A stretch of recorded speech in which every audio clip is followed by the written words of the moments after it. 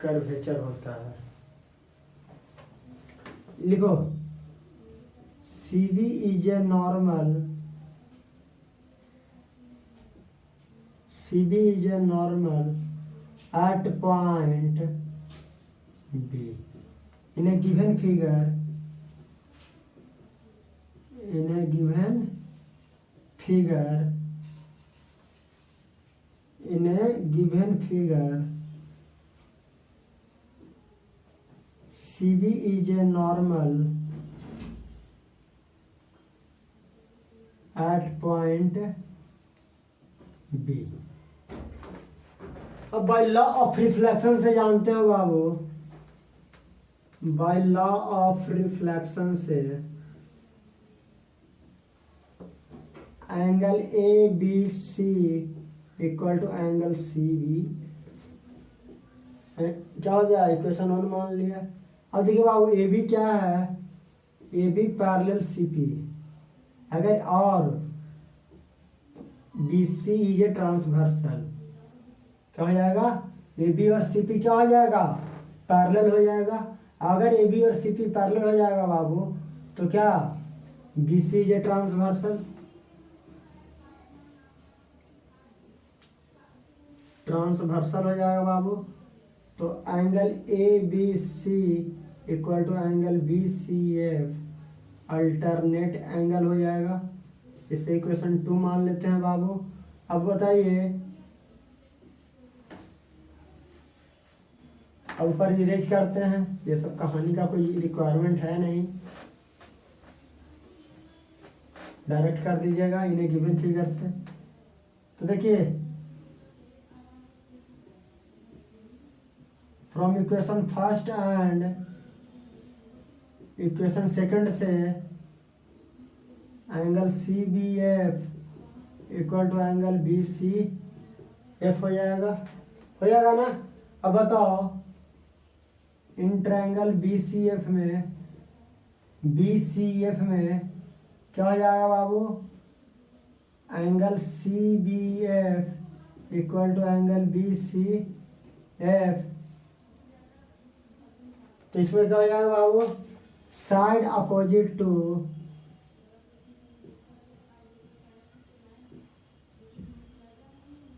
Equal angle are equal.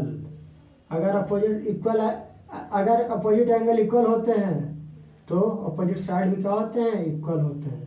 तो BC equal to क्या हो जाएगा बाबू, देखिए इस एंगल का A, इस एंगल का A, तो BF इक्वल टू क्या हो जाएगा, CF हो जाएगा। BF और CF इक्वल हो जाएंगे, इससे इक्वेशन 3 मान लेंगे। Since aperture is of mirror is very small,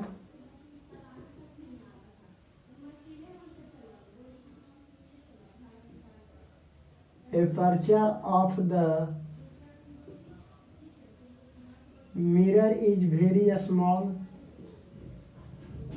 अगर मिरर का एपर्चर किसे कहा गया, इस पार्ट को, तो जितना छोटा हो जाएगा तो क्या हो जाएगा, एंड रे AB जो रे है वो क्या हो जाएगा, is close to the principal axis.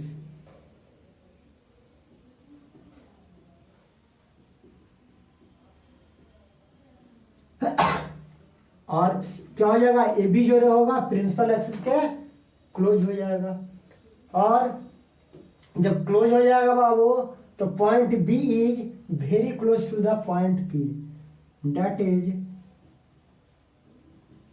Point B is very close to the point P। अगर पॉइंट B पॉइंट के करीब आ जाएंगे बाबू तो BF क्या हो जाएगा, PF के इक्वल हो जाएगा। तो ध्यान दीजिए इक्वेशन 4। तो फ्रॉम इक्वेशन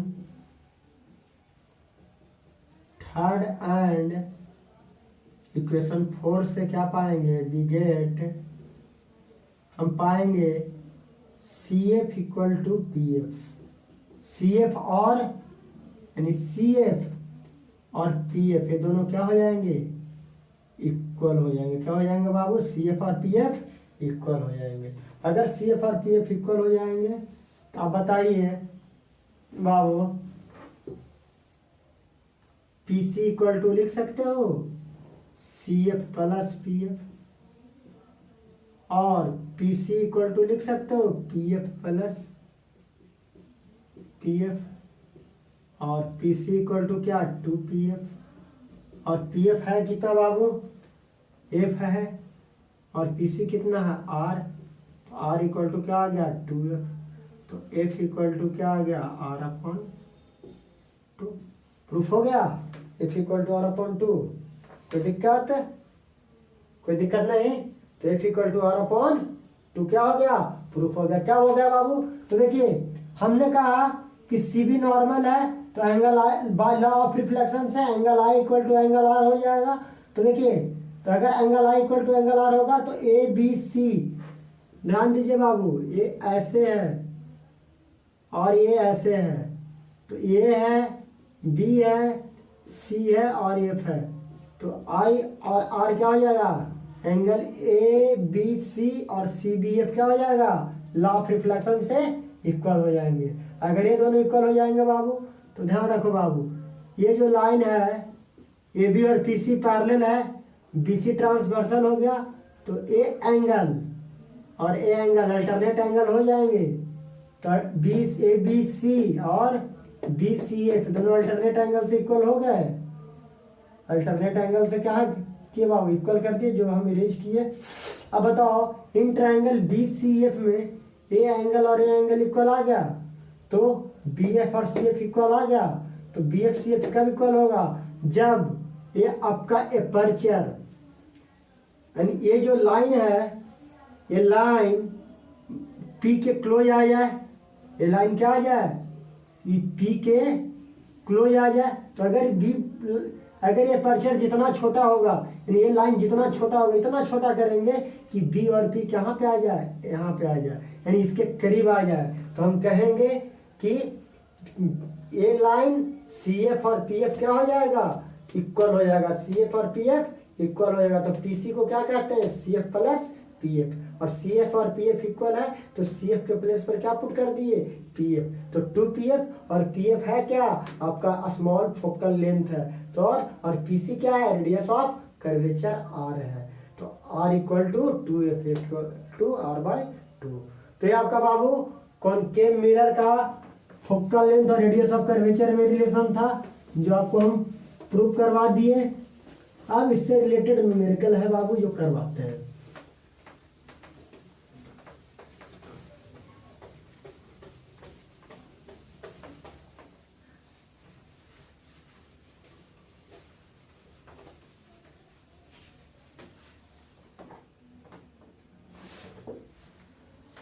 अब इससे रिलेटेड न्यूमेरिकल है बाबू, न्यूमेरिकल को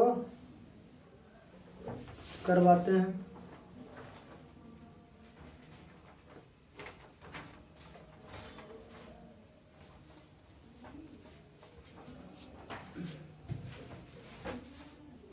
तो चलिए आप क्वेश्चन लिखिए। तो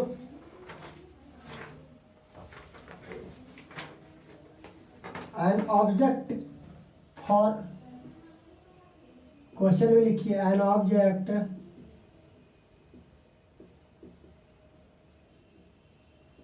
four centimetre in size, an object 4 centimetre in size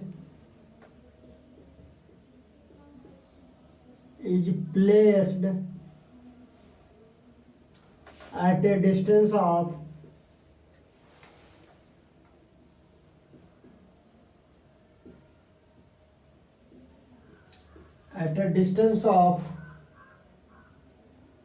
25.0 centimeter from a concave mirror,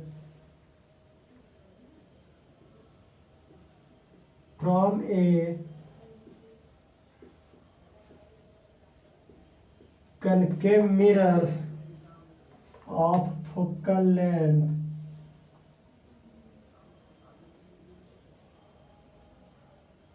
concave mirror of focal length 15.0 centimeter. Find the position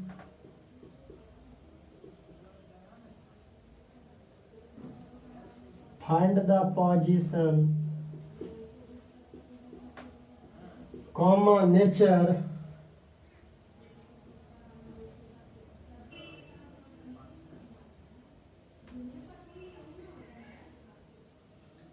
and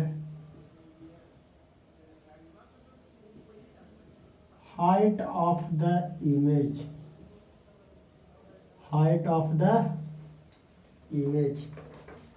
an object है बाबू 4 सेंटीमीटर का।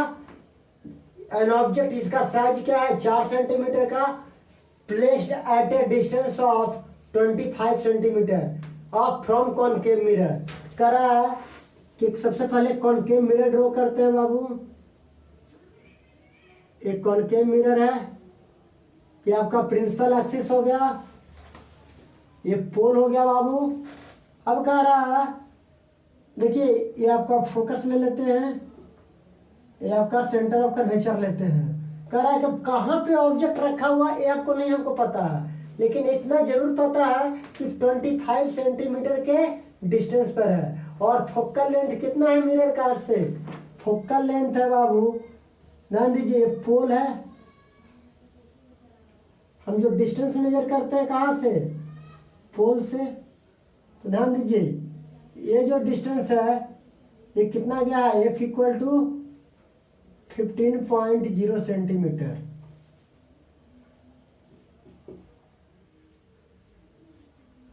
ये कितना है बाबू? F equal to 15.0 centimetre. ये आपका क्या है? ये आपका फोकल लेंथ है बाबू।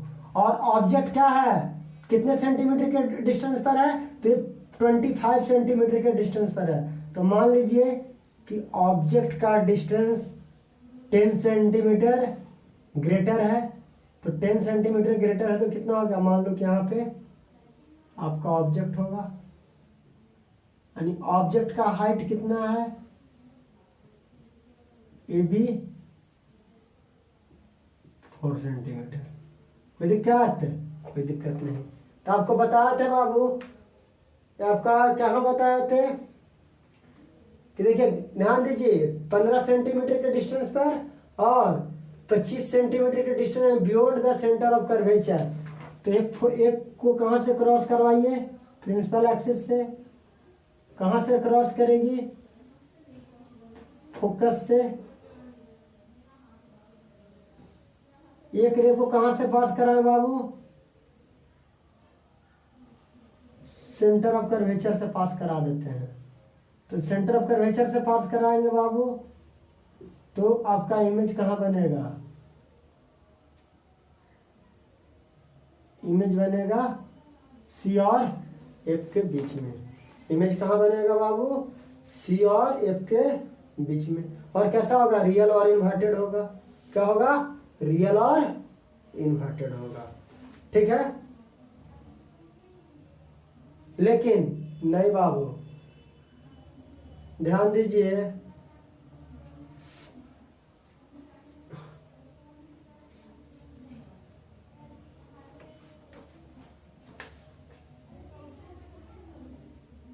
अगर ये 15 या 10 नहीं बाबू, इतना दूरी पे नहीं होगा ऑब्जेक्ट। ऑब्जेक्ट चला जाएगा कहाँ? 10 सेंटीमीटर ना बाबू।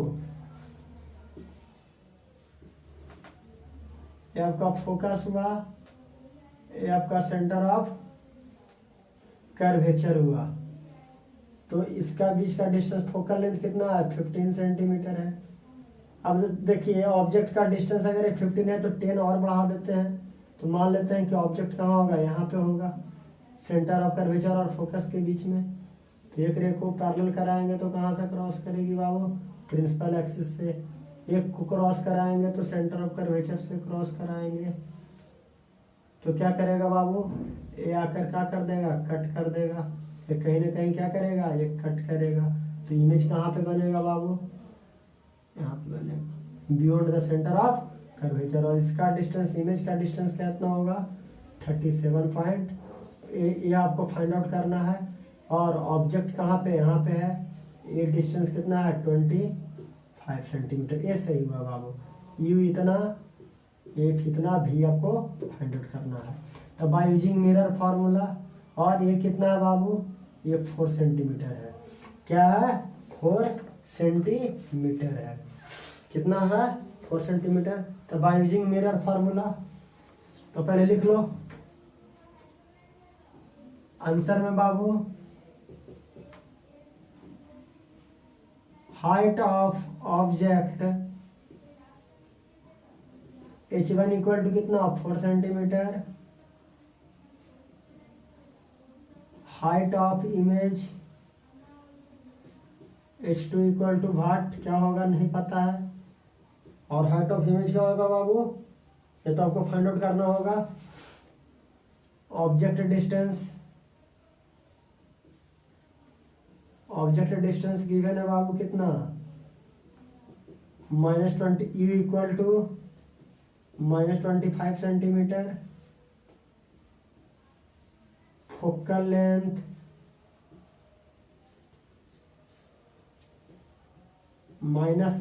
एफ इक्वल टू कितना है -15 सेंटीमीटर, और image distance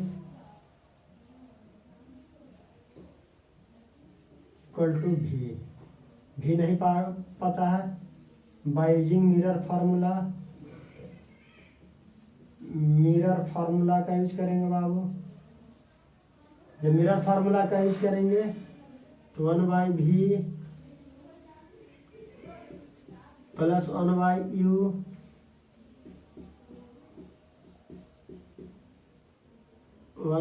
equal to 1/f, तो 1/v plus 1/-25 equal to 1/-15, 1/v equal to 1/-15 plus 1/25।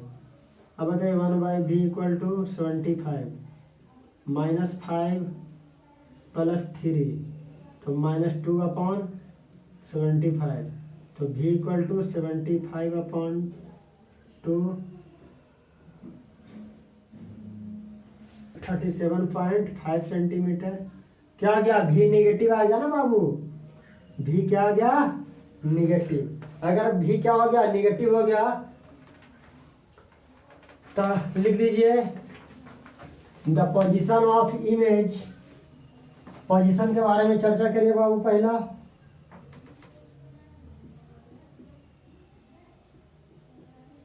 The position of image,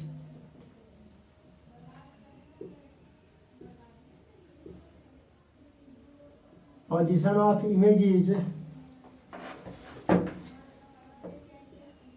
37.5 centimeter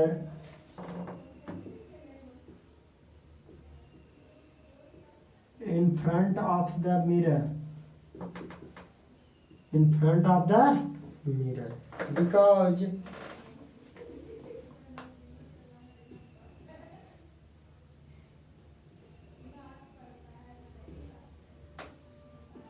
V is negative, because V is negative। देखो mirror के सामने है तो V क्या आ गया निगेटिव आ गया, ये आपका H2 हो जाएगा ना, कोई दिक्कत नहीं। सेकंड में निकालना बाबू नेचर, नेचर का आता है, ये तो पोजीशन के बारे में डिस्कस किए, अब नेचर के बारे में डिस्कस करेंगे। सेकंड में नेचर, अब नेचर क्या होगा इमेज का बाबू, तो लिखो since the image is formed, since the image is formed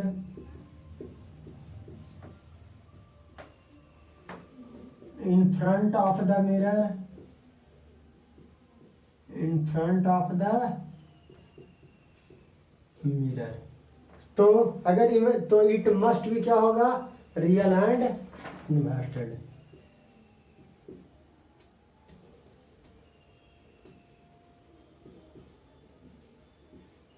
it it must be real and inverted, real and inverted. Third में लिखे बाबू नेचर हो गया, पोजीशन हो गया, हाइट ऑफ इमेज। थर्ड में क्या पूछ रहा था? Height of image. तो हाइट ऑफ इमेज पूछ रहा था, तो हाइट ऑफ इमेज क्या होगा बाबू? m equal to h2 upon h1 equal to minus v upon u। अब बताओ बाबू h2 upon h1 equal to minus v upon u लिख सकते हो? h2 का तो नहीं मालूम, h1 आपको पता है 4 माइनस 37.5 अपॉन माइनस 25.0। इसे जब सॉल्व करोगे बाबू तो h2 आ जाएगा माइनस 6 सेंटीमीटर। कितना आ जाएगा h2? 6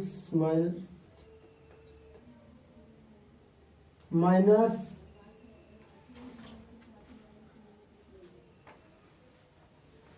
6 सेंटीमीटर। कितना आ जाएगा बाबू? h2 आ जाएगा, इसको सॉल्व करोगे तो माइनस 6 सेंटीमीटर।